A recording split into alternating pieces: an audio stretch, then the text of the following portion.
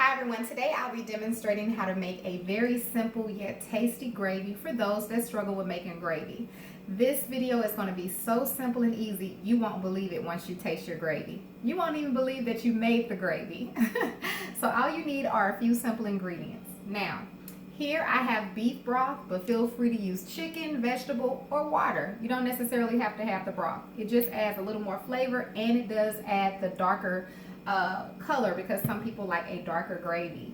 Now here I have my beef base, and I am going to recommend that you get this. Get it at Walmart. It's only a few dollars. Y'all know my seasonings and everything are very on the inexpensive side. So you want to grab some of this. So we'll need a little bit of that. And here I have my flour. This is about a third cup of flour because I have about 2.5 cups of broth. Now, you can adjust your flour depending on how thick you like your gravy or how thin, and I'll show you what I'm talking about once we get there. So the first thing I'm going to do, I'm going to show you how easy this is. We're going to pour our broth into our pan or pot. I'm going to go ahead and turn it on high because we want to get it to come to a boil. So once it comes to a boil, we'll come back and do the next step. All right, now that our broth has come to a boil, I'm going to turn it down to about a medium heat. And we're going to get our flour and our beef base together. So here's my flour that I was showing you. I'm going to put about 2 tablespoons of my beef base. And you can start off with 1 so you can see the flavor. It is a very strong flavor, but it's very tasty. And it's not salty. So that's something to keep in mind. It does have sodium in it, but it's not, you know, real salty.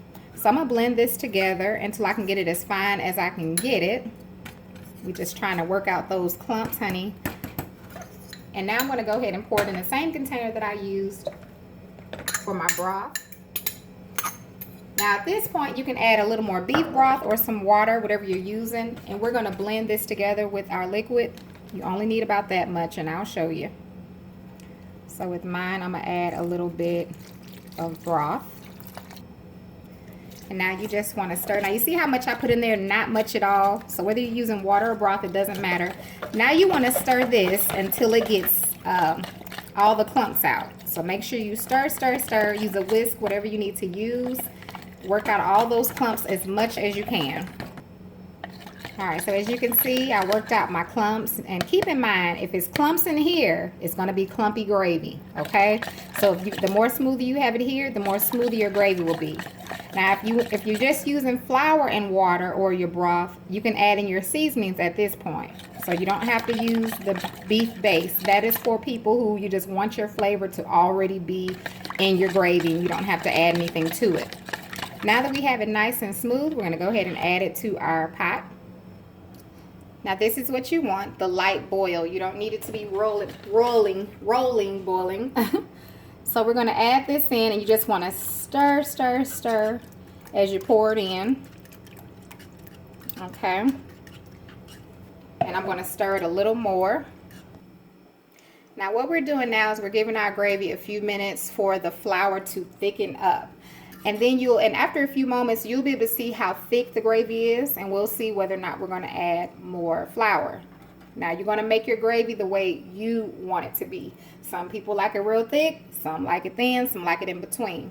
So I'm going to show you this gravy, and the way that I test it is I like to grab a spoon, okay? And then I kind of just look at it like that, because you can kind of see how it falls off the spoon, because it's going to stick to the spoon. Just see how it falls off. And it still needs a few minutes, so I'm going to let it cook because it's thickening up even so. So this would probably be good enough for me, but I'm going to give it a few more moments to let it thicken up, and then I'll show you all. Alright, so we're on a medium-low heat. You can go ahead and put it on a simmer if you like, but go ahead and try it and see, you know, is that how you like your gravy? Because for me, see, that's thick enough. Now, if you want to go thicker, feel free. If that's too thick for you, you know, you can add a little bit more broth. Add about a half cup of broth if this is too thick for you, and thin it out. If it's too thin for you, add about a tablespoon of flour. Mix it again with your broth or some water, and blend it well, and then add it in and let it sit. So I really hope this video helps those who are beginning to make their gravy and just need a little help. the more you get experience, your gravy will be better and better. I mean, this is really good, but it's basic. But then you'll start boiling your meats like your chicken and using your broth for your gravy. You know, you'll just learn different ways to do it, or using your flour and oil to start your gravy.